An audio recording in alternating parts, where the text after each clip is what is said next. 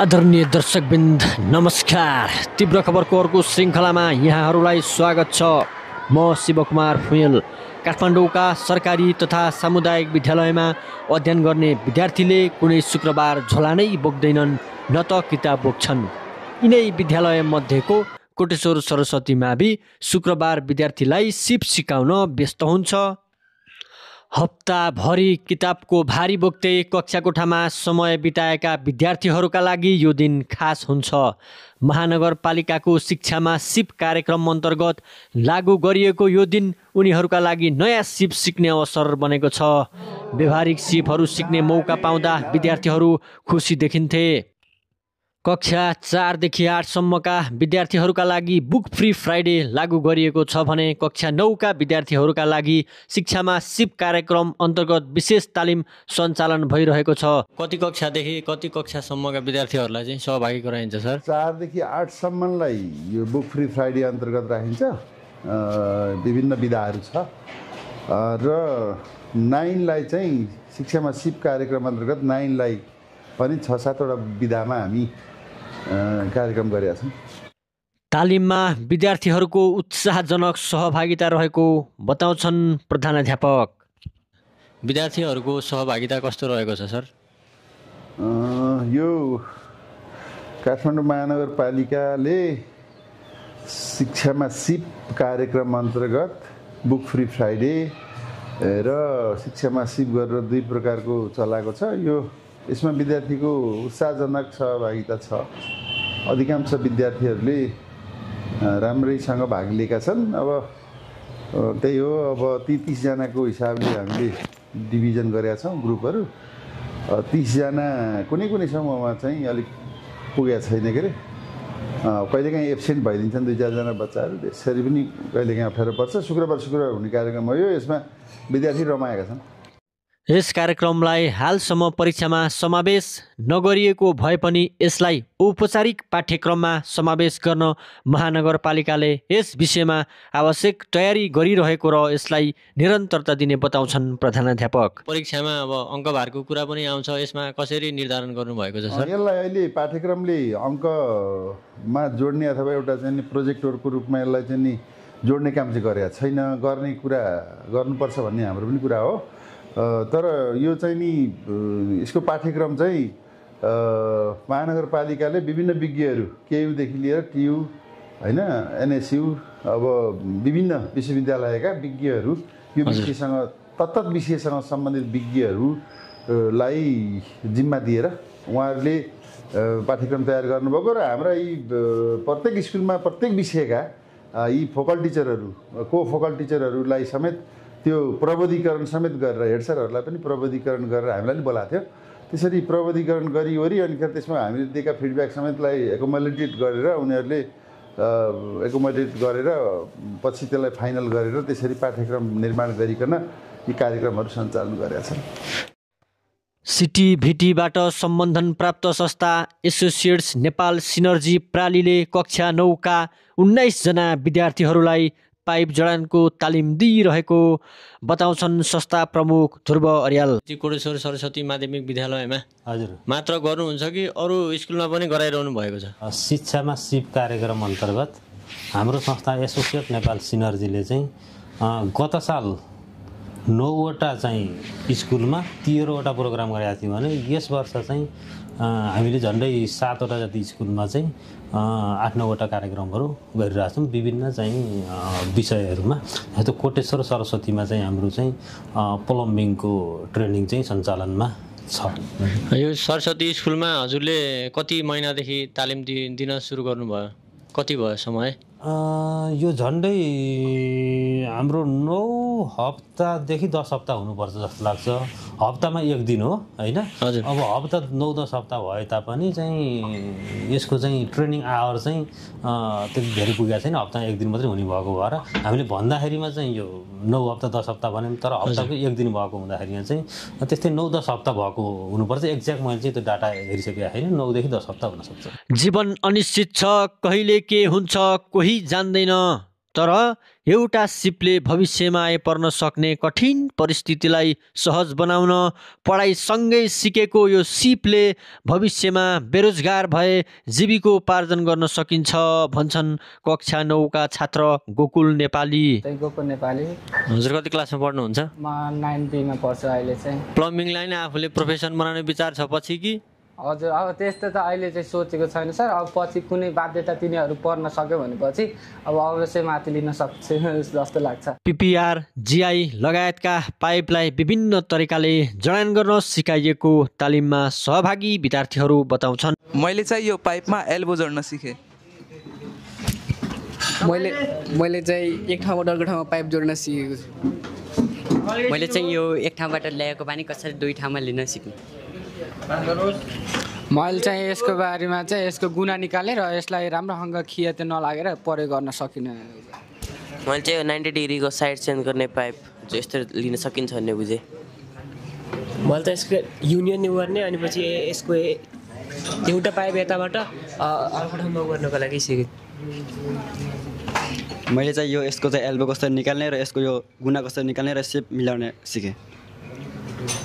मैले चाहिँ यो पाइपहरू वाइ सेपमा बनाएर यताबाट अर्को ठाउँमा पानी लान सिकेँ। मैले यसलाई वाइ सेप बनाउन सिकेँ। पिपिसी पाइप हो, मैले यसलाई काटेर वाइ सेप बनाउन सिक्ने छु। यो चाहिँ पिपिसी पाइप हो, यो टी सेप बनाउन सिकेँ। मैले यो पाइपलाई वाइ सेप बनाउन सिकेँ। चाहिँ जिआई पाइप हो, यो टी सेक्सन फेरि कुनै ठाउँ 3 ठाउँमा पानी पठाउनु पर्यो भने यो युज हुन्छ। यो नि जिआई पाइप हो, यो टर्निङको ठाउँमा युज गर्छ। यो चाहिँ ह्यान्डल चाहिँ यसले पाइपहरू काट्न मद्दत गर्छ। यो वाइ सेप पाइप हो, यो दुईतिर पानी लान मद्दत गर्छ। यो सर जिआई पाइप हो सर, अनि यसले यो पाइप ह्यासले यो गुना निकाल्छ। यसको चाहिँ नाम पाइप भाइस हो। यसले चाहिँ गुना निकाल्ने काम गर्छ गरेर अनि यसले हल्का यसलाई घुमाएर अनि गरिन्छ सर। यस प्रकारको सिप सिकिसकेपछि विद्यार्थीले रोजगारीको अवसर समेत पाउने भएकाले यस्ता तालिम प्रभावकारी हुने बताउँछन् संस्था प्रमुख। र यो स्कुलको चाहिँ शिक्षामा सिप कार्यक्रमले चाहिँ दुईटा कुरा चाहिँ फोकस गर्छ जस्तो लाग्छ मलाई चाहिँ। के भन्दाखेरिमा नम्बर 1 चाहिँ उनीहरूले भोलि एकाडेमिक चाहिँ इन्जिनियरिङ कोर्समा जान्छन्, हस्पिटालिटी कोर्समा जान्छन् भनेदेखि उनीहरूलाई चाहिँ यो क्यारियर चाहिँ छनौट गर्ने एउटा चाहिँ हुनसक्छ होइन। जस्तो सिभिल इन्जिनियरिङमा जान्छ भनेदेखि मैले गर्ने काम यस्तो यस्तो पो हुँदो रहेछ है। मेन कुरो त सिभिल इन्जिनियरिङका बेसिक प्र्याक्टिकल कुराहरू यी रहेछन् है भन्ने कुराहरू थाहा पाउँछ भने अब यो कुलिनरी आर्ट्स भनेको छ यसले चाहिँ हस्पिटालिटीलाई चाहिँ उगेरिरहेको हुन्छ। भोलि चाहिँ के अरे डिप्लोमा अनि त्यस पछाडि गएर फर्दर चाहिँ बिएचएम भन्ने हुन्छ। त्यो कोर्समा यता पनि रहेछ है मेरो चाहिँ एसई पछाडिको चाहिँ मेरो फर्दर एकाडेमिक कोर्स चाहिँ यता नै हुनसक्दो रहेछ भन्ने त्यो उनीहरूलाई क्यारियरमा चाहिँ अलिकति छनौट गर्नलाई चाहिँ रोल प्ले गर्छ। अर्को भनेको चाहिँ यिनीहरूले केही स्किल चाहिँ यिनीहरूले गेन गर्छन् ताकि उनीहरूले आफ्नो चाहिँ एरियामा गएर त्यो सम्बन्धी चाहिँ सेवा प्रदान गरेर केही आय आर्जन गर्न सक्छन् र भोलि त्यसलाई चाहिँ एनएसटिभीले लिने स्किल टेस्टको फर्दर 390 घन्टाको ट्रेनिङहरू लेभल 2 लेभल 3 मा पनि उनीहरू चाहिँ जान सक्छन्। र यता औपचारिक शिक्षा मात्र होइन कि यो अनौपचारिक शिक्षाले पनि चाहिँ हामीहरूलाई चाहिँ राम्रै गर्दो रहेछ। लेभल 2 भनेको चाहिँ टेक्निकल रेसिडेन्सी बराबर हो, लेभल 3 भनेको डिप्लोमा बराबर हो, लेभल 4 5 भनेको चाहिँ अब बिस्तारै त्यो इन्जिनियर लेभल बराबर हो। यता एकाडेमिक मात्रै इन्जिनियर हुन्छ भन्ने रहन्छ, यता प्र्याक्टिकल बेसबाट पनि इन्जिनियर बन्न सकिँदो रहेछ भन्ने कुराहरू थाहा पाउँछन् भने हामीले ट्रेनिङको दौरानमा उनीहरूलाई चाहिँ नि अहिले एनएसटिभीले ल्याएका विभिन्न प्रावधानहरू जस्तो एनबिक्युएस भनेर अहिले नयाँ आएको छ उनीहरूको चाहिँ छुट्टै चाहिँ तरिका छ। स्किल टेस्टलाई भोलि गएर चाहिँ तपाईँको 5 तह 6 तह 7 तह 8 तहसम्म लाने चाहिँ प्रावधान मेकानिजमहरू बनिरहेछ। त्यसले चाहिँ अब यो भाइ बहिनीहरूले चाहिँ उनीहरूले पछि गएर चाहिँ दुईटा चाहिँ एकाडेमिक कोर्स र भोकेसनल एजुकेसनमा चाहिँ दुईटा उनीहरूले ओरिएन्ट हुन पाउँछन् भने आफ्नो इन्कम पनि गर्दै जाने र लेभल 1 2 3 सम्मको चाहिँ स्किल टेस्टमा जान पनि सक्ने, एकाडेमिक कोर्समा पनि जान सक्ने, एसई पछाडि अर्थात् चाहिँ योभन्दा अगाडि भन्ने दुईटा कुरा चाहिँ फोकस गर्छ जस्तो लाग्छ मलाई चाहिँ। तालिमको प्रकार अनुसार आवश्यक स्रोत साधन, प्रशिक्षकहरूको खर्च तथा अन्य व्यवस्थापनका लागि विद्यालयले माग पेश गरेपछि महानगरपालिकाले आवश्यक बजेट उपलब्ध गराउँछ। विद्यालयले सोही अनुरूप व्यवस्थापन गर्ने प्रधानाध्यापक बताउँछन्। तालिमको लागि आवश्यक पर्ने साधन स्रोत पूर्वाधारहरूको चाहिँ कसरी व्यवस्था गरिरहेको छ? पूर्वाधारहरू साधन स्रोतहरू भनेको त्यो विज्ञहरूलाई दिने पैसाहरू भनेको महानगरपालिकाले नै निर्धारण गरे बमोजिम उपलब्ध गराए बमोजिम हामीले गर्छौँ। अब यो विभिन्न प्रकारको छ। अब यो यसको लागि कोटेसन गरिकन त्यो 50,000 2,50,000 वालाको चाहिँ 90 घन्टा तालिमको 2,50,000सम्म छ के अरे। अनि त्यसलाई चाहिँ कोटेसन गरिकन मागेर अनि त्यो भेन्डरहरू मध्येबाट कम मूल्यमा गर्ने सिलेक्सन हुन्छ। अनि अर्को दैनिकवाला चाहिँ कस्तो भने प्रत्येक दिनमा 300 रुपियाँदेखि 1500सम्मको छ के अरे ट्रेनिङको हेरेर प्रकार हेरेर चाहिँ त्यो दैनिक भेन्डरहरूलाई पेमेन्ट गर्ने खालको कुरा पनि छ। त्यो सबै आवश्यक स्रोत साधनहरू हामीले यहाँ कति खर्च हुन्छ ती कुराहरू चाहिँ हामीले माग पेश गर्नुपर्छ। हाम्रो महानगरपालिका शिक्षा विभागले उपलब्ध गराउँछ। तर कतिपय विद्यालय र महानगरसँग प्रशासनिक तथा आर्थिक प्रक्रियामा बढी समय जाने भएकाले तालिम केही प्रभावित भएको गुनासो गर्छन् संस्था प्रमुख। खर्चको व्यवस्थापन चाहिँ कसरी गर्नुहुन्छ सर? फेरि चाहिँ हामीलाई फाइनेन्सियल सपोर्ट त हुँदैन। अहिलेको सञ्चालनको बेलामा हामी इन्भेस्ट गर्छौँ र ट्रेनिङ कम्पिटिसन पश्चात अर्थात् चाहिँ आवधिक रूपमा उहाँहरूले चाहिँ हामीलाई त्यसको व्यवस्थापन गर्नुहुन्छ भन्ने हो। त्यो नै हो। स्कुललाई तालिम दिँदाखेरि हजुरहरूलाई केही समस्या परेका छन् कि? प्री ट्रेनिङ फेजमा चाहिँ यसको चाहिँ एउटा कन्सल्टेन्ट हायर गर्ने चाहिँ प्रावधान छ। त्यो प्रावधान अनुसार चाहिँ यो सूची दर्ता टेक्निकल एन्ड फाइनेन्सियल प्रपोजल यो चाहिँ अलिकति कोटेश्वर सरस्वतीमा त त्यति झमेला भएन। कतिपय चाहिँ स्कुलहरूमा चाहिँ सूची दर्ता 2 चोटि गर्नुपर्ने, टेक्निकल फाइनेन्सियलै चाहिँ 2 चोटि गर्नुपर्ने। अनि त्यस्तो चाहिँ यो डाइरेक्ट चाहिँ स्किलसँग रिलेटेड कुरालाई चाहिँ हामी एडमिनिस्ट्रेटिभ कुरामा चाहिँ बढी चाहिँ टाइम फोकस र चाहिँ खर्च चाहिँ गरिरहेको अवस्था छ कि सामान्यतया एउटा चाहिँ राम्रो ट्रेनिङ प्रोभाइडरलाई चाहिँ कुनै एउटा टेक्निकल र फाइनेन्सियल डकुमेन्ट मागेर अनि छनौट गरिदिँदा भइहाल्छ जस्तो लाग्छ। त्यति धेरै ठुलो बजेटको कुरा पनि होइन र स्किल फोकस हुनु पर्यो। विशेष गरेर यो चाहिँ डकुमेन्टेसन फोकस भन्दा नि स्किल फोकस बढी हुनु पर्यो। डकुमेन्टेसन त हो एक हिसाबले चाहिँ 90-10 गर्दा हुन्छ। 10% डकुमेन्टेसन 90% चाहिँ स्किललाई नै फोकस गर्दा चाहिँ बेटर हुन्छ भन्ने जस्तो लाग्छ है मलाई। यद्यपि अब आफ्ना चाहिँ समस्या नि होला न। अब पेमेन्टको कुराहरू होला होइन। अब महालेखाले चाहिँ नि भोलि अडिट गर्दाखेरि यहाँ चाहिँ फाइनेन्सियल कुराहरू मिल्नुपर्ने होला, डकुमेन्टेसन मिल्नुपर्ने कुरा होला। त्यो कुराले भयो। अब चाहिँ त्यति भएन। एडमिनिस्ट्रेटिभ चाहिँ काममा कम, डाइरेक्ट चाहिँ प्रोग्राम इम्प्लिमेन्टेसन र स्किल डेलिभरीमा चाहिँ बढी फोकस गर्दा चाहिँ बेटर हुन्छ भन्ने जस्तो मलाई लाग्छ है। सिप मूलक तालिम अन्तर्गत सङ्गीत सिक्ने अवसर पाएपछि विद्यार्थीहरू उत्साहित देखिएका छन्। नमस्कार, मेरो सर्वज्ञ अधिकारी। हजुर कति क्लासमा पढ्नुहुन्छ? म 7मा। हजुरलाई यो म्युजिक क्लास लिएर कस्तो अनुभव भइरहेछ? निकै राम्रो अनुभव। कति भयो यो क्लास सिक्न थालेको? 1-1.5 महिना हुन्छ। 1.5 महिना भयो। अब यसलाई नै पछि भविष्यमा म म्युजिक नै गर्छु भन्ने लाग्छ कि कस्तो लाग्छ? त्यस्तै लाग्छ। त्यसपछि म्युजिक गर्न इच्छा छ। सरले कस्तो राम्रो सिकाइरहनु भएको छ? एकदम राम्रो।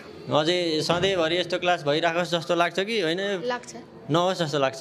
होस् जस्तो।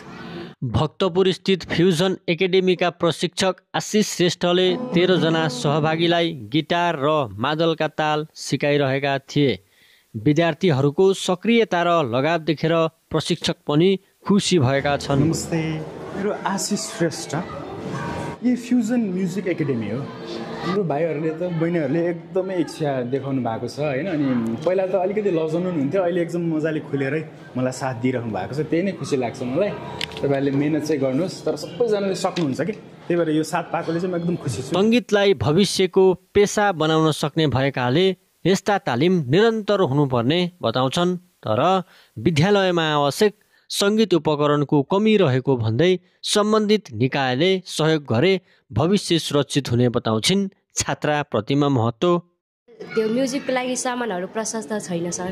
हजुर, त्यो थपिदिएको भए अलि इजी हुन्छ जस्तो लाग्छ। हुन्छ, त्यसको बारेमा नै हामी सम्बन्धित निकायमा कुरा राख्नेछौँ।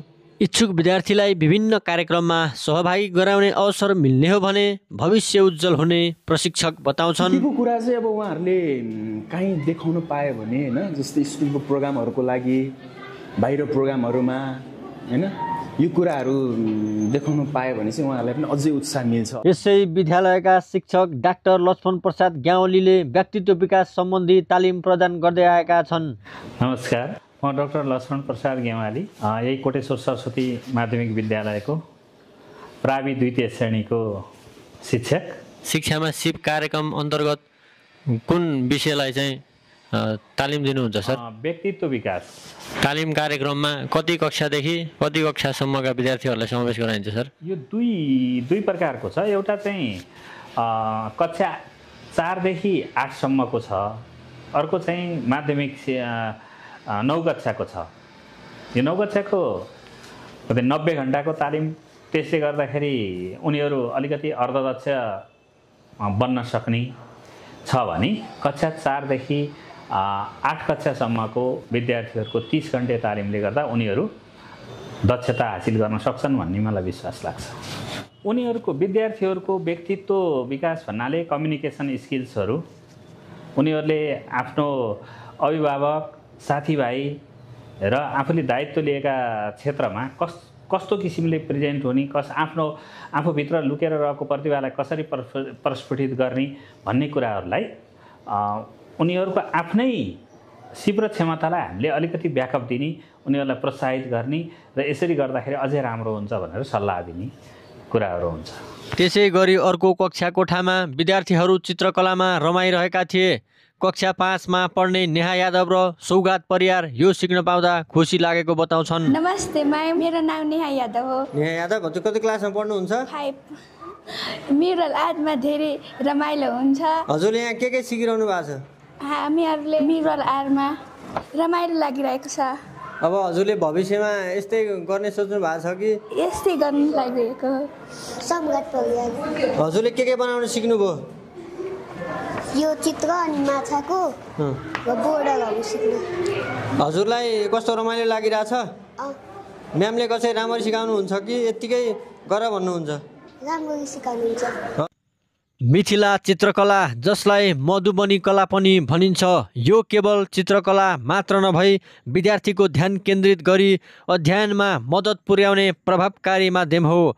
यो कलाले विद्यार्थीको पढाइमा सकारात्मक असर गर्ने र उनीहरूको मनलाई एकाग्रता गर्न मद्दत गर्ने ललित कलाबाट आएकी प्रशिक्षक सुभद्रा भन्छन्। नमस्ते, सुभाद्री सुभा।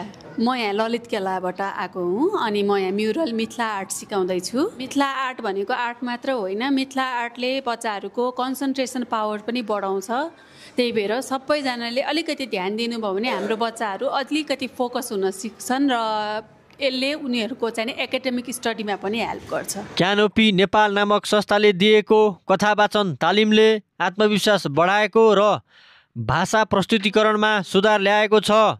विद्यार्थीले कथा र संवाद लेख्न सिकिसकेका छन्। नमस्कार, आदर्श गौतम। राम्रो अनुभव लाग्छ। हजुरले के सिक्नुभयो? कथा बनाउन सिक्यो, डायलेक्ट्सहरू बनाउन सिक्यो। अनि हजुरले यो सिकेको कति भयो? 6 महिना भयो। अब हजुरले यो सिकेको कुरा चाहिँ आफ्नो भविष्यमा चाहिँ लागू गर्ने विचार गर्नु भएको छ कि? गरेको विचार। टेलर बन्ने सोच्नु भएको छ? भएको छ। कृष्ण शाह। हजुर कति क्लासमा अध्ययन गर्नुहुन्छ? 8 क्लासमा। सिप सिकिराखेको चाहिँ कति भयो? 6 महिना। राम्रो फिलिङ भएर रहेछ। नगरपालिकाको नयाँ प्रणाली भएकाले सुरुवाती दिनमा केही कठिनाई भए पनि निरन्तर अभ्यास पश्चात विद्यार्थीले बिस्तारै सिक्दै गइरहेको प्रशिक्षक रोमिया बताउँछिन्। नमस्कार, रोमिया। हजुर चाहिँ कुन संस्थाबाट यहाँ सिकाइरहनु भएको छ? म चाहिँ क्यानोपी नेपाल भन्ने संस्थामा काम गर्छु। फ्री फ्राइडेमा चाहिँ कथा वाचन स्टोरी टेलिङको क्लासहरू दिन्छौँ एभ्री फ्राइडे। सिप सिकाउनको लागि स्कुलले कतिको सहजीकरण गरिराखेको छ? स्कुलहरूले त सहयोग गर्न खोज्नु नै हुन्छ। अलि नयाँ भएको भएर गाह्रो चाहिँ हुन्छ। नगरपालिकाको नयाँ अप्रोच छ फर दिस। अनि स्टुडेन्ट्सहरूको लागि एकदमै राम्रो अपर्च्युनिटी चाहिँ हो, तर सबै नयाँ भएको भएर कोअर्डिनेट गर्न चाहिँ अलिक गाह्रै हुन्छ। बल्ल स्टार्ट भइरहेछ नि त, तर बिस्तारै वी विल गेट देयर। विद्यार्थीहरूले कतिको इच्छा गर्नुहुन्छ? विद्यार्थीहरू चाहिँ डिपेन्ड्स। कोही कोहीलाई चाहिँ एकदमै इन्ट्रेस्ट हुन्छ, कोही कोहीलाई चाहिँ पढाइमा रुचि नै हुँदैन अनि के गराएको जस्तो पनि लाग्छ। त्यो चाहिँ बेसबाटै सिकाउनु पर्ने भएर अलिकति गाह्रो चाहिँ हुन्छ, तर त्यो चाहिँ विद्यार्थी हेरी नै हुन्छ। 6 महिना भइसक्यो पढाउन थालेको अनि बिस्तारै सिक्छन् जस्तो लाग्छ मलाई। वी शुड नट स्टप यो अपग्रेड चाहिँ जति नै गाह्रो भयो इनिसियली गाह्रै हुन्छ। थडाई एजुकेसनका प्रशिक्षक कुमारमणि दाहालले कृषि तथा सहरी खेती सम्बन्धी तालिम दिइरहेका छन्। नमस्कार हजुर, मेरो नाम कुमारमणि दाहाल हो। कति अवधिदेखि सिकाइरहनु भएको छ यस स्कुलमा? मैले यस स्कुलमा पहिलो सत्रबाटै, यो चाहिँ 3rd ब्याच हो हजुर, पहिलो सत्रबाटै सिकाइरहेको छु। हजुरले यहाँ के सिकाउनुहुन्छ? म कृषि विषयको पाठ्यक्रममा आधारित रहेर कृषि तथा सहरी खेतीसँग सम्बन्धित सिपहरू सिकाउँछु। हजुर, अनि हजुरले चाहिँ यो कुन संस्थाबाट यहाँ आएर सिकाइरहनु भयो? यो थडाई एजुकेसनले यहाँनिरको यो विद्यालयमा कृषिसँग सम्बन्धित सिप सिकाउने गरी उसले एग्रिमेन्ट गरेको छ। म त्यसैको तर्फबाट सहजीकरण गर्छु। विद्यार्थीहरू तालिमले भविष्यमा आत्मनिर्भर बन्न सहयोग गर्ने विश्वास व्यक्त गर्छन्। नमस्ते, मेरो नाम जीवन श्रेष्ठ। हजुर कति कक्षामा अध्ययन गर्नुहुन्छ? म 9 कक्षामा अध्ययन गर्छु। हामीले कृषि सम्बन्धी होइन बेर्ना राख्ने, कटिङ गर्ने, नर्सरी माटोको परीक्षण कसरी गर्ने। हजुरले यो प्र्याक्टिकल गर्न कता जानुभयो? हामी प्र्याक्टिकल गर्न त्यो छतमा कौसीमा जान्छौँ। त्यो के अरे नर्सरी ट्रेमा बेर्ना राख्छौँ, कहिले लेयरिङ एयर लेयरिङ गरेर आज भर्खर गऱ्यौँ हामीले एयर लेयरिङ जुन चाहिँ हामीले त्यहाँ बाहिर गरेको छौँ। अनि हामीले कटिङ पनि गरेको छौँ। नमस्ते सर, समीर आडवी। हजुर कति क्लासमा अध्ययन गर्नुहुन्छ? 9th मा अहिले। हजुरले यो सिप कार्यक्रम अन्तर्गत के सिकिरहनु भएको छ? अहिले अब हाम्रो सरले धेरै कुरा सिकाउँदै हुनुहुन्छ, जस्तै केयरिङको बारेमा, बिरुवाहरूको केयरिङ कसरी गर्ने भनेर सिकाउनु भएको छ। के हजुरले यो सिप सिकेर भविष्यमा यसैलाई अगाडि बढाउने सोच्नु भएको छ कि अरू के गर्ने? यसैलाई नै अगाडि बढाउने सोचेको। धेरै कुरा सिकाउनु भएको छ, अरू नि सिकाउनु भएको छ सरले। यही वर्षबाट आएको, म यही वर्षबाट सिकेको। नेपालमै बसेर कृषिमा लागौँ, विदेशी नपर्ने यस्तै कुराहरू। नमस्ते सर, मेरो नाम चाहिँ सारा ठाकुर हो। हजुर कति क्लासमा अध्ययन गर्नुहुन्छ? म कक्षा 9 मा 9C। के कुरा सिक्नुभयो? हामी चाहिँ कृषिमा लागेर विभिन्न कुराहरू सिकेका छौँ, जस्तै मतलब बिरुवा सम्बन्धी कसरी जमिन कसरी परीक्षण गर्ने, अनि के भन्छ अरे बिरुवालाई के भन्छ अरे अर्कोबाट एउटा बिरुवाबाट अर्को बिरुवा कसरी बनाउने, अनि एयर लेयरिङको बारेमा विभिन्न कृषि सम्बन्धी विभिन्न कुराहरू सिकेका छौँ अनि अझै सिक्दै गइरहेका छौँ। हजुर चाहिँ कहाँ जानुहुन्छ यो प्र्याक्टिकल अभ्यास गर्न? सीमा सिकाउनुहुन्छ। अनि के भन्छ अरे एकचोटि चाहिँ महानगरमा उता लगाएको थियो। अझै यस्तै गर्दै हुन्थ्यो जस्तो लाग्छ कि यो रोक्दै हुन्थ्यो, हामीलाई पढाइमा डिस्टर्ब भयो जस्तो लाग्छ?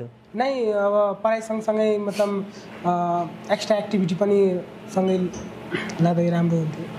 अनि यो घरतिर पनि यो युज भइरहेछ? घरको माथि पनि विभिन्न सामानहरू रोपेका छौँ, अनि गाउँमा पनि विभिन्न वैज्ञानिक तरिकाले गर्नेछौँ। महानगरलाई एकदम धन्यवाद। अनि हामीलाई मतलब पढाइ सँगसँगै मतलब विभिन्न कुरा पनि बाहिर कुरा पनि सिक्न पाइयो होइन, अझै राम्रो अझै धेरै सिक्न पाऊँ भन्ने। समय अनुकूल पाठ्यक्रम परिमार्जित गर्नुका साथै आवश्यक स्रोत साधन थप्नुपर्ने बताउँछन् थडाई एजुकेसन संस्थाका प्रशिक्षक। समय सापेक्ष ढङ्गले महानगरपालिकाले जुन यो कोर्स सिकाइरहेछ यसमा जस्तै अझै बढी अलिकति लगानी गर्नुपर्छ भन्ने लाग्छ मलाई, र साधन स्रोतले अलिक सम्पन्न बनाउनुपर्छ भन्ने लाग्छ, र समय सापेक्ष यो कोर्स जुन छ यसलाई पनि परिमार्जन गरिरहनुपर्छ भन्ने लाग्छ। जमिनको कमी छ अलिकति, जमिनमा गराउनुपर्ने प्रयोगात्मक कक्षाहरू चाहिँ गराउन पाइँदैन। सहरी खेतीसँग सम्बन्धित चाहिँ गराउन पाइन्छ, कौशी सहरी खेतीसँग सम्बन्धित। जमिनमा गराउनुपर्ने कतिपय प्रयोगात्मक कार्यहरू गराउन चाहिँ हाम्रो स्कुलसँग जमिन कम छैन।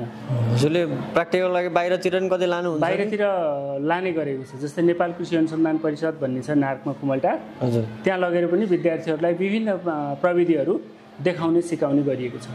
यस्ता तालिमले ज्ञान प्रदान गर्नुका साथै बौद्धिक विकासमा पनि योगदान दिने प्रधानाध्यापक बताउँछन्। बौद्धिक विकासमा चाहिँ यो तालिमले कस्तो योगदान पुर्याउने अपेक्षा राख्नु भएको छ सर? बौद्धिक विकासमा अब जो पठन पाठनका कुराहरू 700 फुलमार्कमा झरेको छ अहिले एसीमा। 700 फुलमार्कका बुकहरू बाहेक भनौँ न अब 5वटा कम्पलसरी, 2टा ऐच्छिक रूपमा छ। अब त्यो बाहेक पनि यो थप जानकारी यो जीवनमा अति उपयोगी, जीवनलाई उपयोगी हुने खालका कुराहरूको सिकाइले गर्दा उनीहरूको बौद्धिक उन्नतिमा पनि यसले टेवा पुर्याउँछ भन्ने हाम्रा अपेक्षा। यस प्रकारको तालिमले विद्यार्थीको उत्तर पुस्तिकामा कुनै प्रभाव नपारेको तर व्यवहारिक जीवनमा सकारात्मक प्रभाव पारेको शिक्षक बताउँछन्। हाम्रो नेपाल सरकारको पाठ्यक्रमले निर्धारण गरेको परीक्षा प्रणालीले यो बाह्य सिपको रिफ्लेक्सन दिन सके जस्तो मलाई लाग्दैन, तर उनीहरूको व्यवहारिक जीवनमा परिवर्तन आएको पाइन्छ सर। विद्यार्थीहरूले कस्तो प्रतिक्रिया दिनुहुन्छ? कार्यक्रम चाहिँ नभइदिए हुन्थ्यो, हाम्रो पढाइमा डिस्टर्ब हो भन्ने कुराहरू गर्नुहुन्छ कि? त्यस्तो छैन सर, किन भन्दाखेरि यो बुक फ्री फ्राइडे अन्तर्गत रहँदाखेरि हाम्रो आम बुझाइमा के भन्दाखेरि बुकलेस फ्राइडेको रूपमा मान्छेहरूले बाहिरबाट बुझ्थे। यो बुक फ्री फ्राइडे भनेको चाहिँ धेरै किसिमका सिपहरू सिक्नलाई फ्रिली करिकुलमभन्दा बाहिरका कुराहरूलाई पनि एडजस्ट गर्नुपर्छ। हाम्रो जीवनसित 7वटा विषय मात्रै सम्बन्धित छैनन्, हाम्रो जीवनसित व्यवहारमा प्रयोग हुने कुराहरू धेरै छन् र त्यो कुराहरूको सिप हामीमा अलरेडी विकास भइसकेको हुनुपर्छ भन्ने मान्यता हो। जस्तै हाम्रा प्रारम्भिक सिपहरू हरेक क्षेत्रका सिपहरूलाई हामीले जानेको हुनुपर्छ। त्यसमध्येको एउटा चाहिँ अब व्यक्तित्व विकास हो। तालिमको मुख्य उद्देश्य चाहिँ के रहेको छ त सर? यो तालिमको मुख्य उद्देश्य भनेको चाहिँ पठन पाठनको अतिरिक्त विद्यार्थीहरूले आफ्नो कुनै न कुनै प्रकारको सिपहरू सिकोस्। यो 90 घन्टे तालिम हो खास गरिकन। यसलाई चाहिँ सिटिभिटीसँग पनि जोडेर यो सर्टिफिकेसन पनि गर्ने भनेर महानगरले भनेको छ। त्यो भयो भने यिनीहरूलाई जबको लागि पनि एउटा आधार बन्न सक्छ यो तालिम। र आधारभूत ज्ञान त यहाँ उपभोग गरिरहेका छन् बच्चाहरूले सिकेका कुराहरू, जस्तो यो वायरिङ गर्ने कुराहरू, बत्ती जोड्ने कुराहरूमा, अनि बत्ती बल्ब कसरी बल्छ भन्ने कुराहरू, मोबाइल मेकिङका कुराहरू, अनि ब्युटिसियनहरू, कपाल काट्ने यताउति बच्चाहरूले यहाँ प्र्याक्टिकल पनि गरेर देखाइसके। अभिभावकको प्रतिक्रियामा के कस्तो फरक छ सर? अभिभावकको प्रतिक्रिया चाहिँ पछि सन्तोषजनकै छ। उनीहरूले केही न केही त जाने। मेरो बाबुले चाहिँ प्लम्बिङको सानो समस्या परेको आफ्नो घरको पनि गर्यो भन्दै आउँछन् होइन। अब उनीहरूले सिकेका कुराहरू घरमा पनि एप्लाई गरेका छन् कतिपय विद्यार्थीहरूले। हजुर, पोजिटिभ छ। सिपमूलक शैक्षिक कार्यक्रमलाई सरकारले नेपालभरिका सम्पूर्ण विद्यालयहरूमा लागू गरिदियोस् भन्ने अपेक्षा शिक्षकहरूको रहेको छ।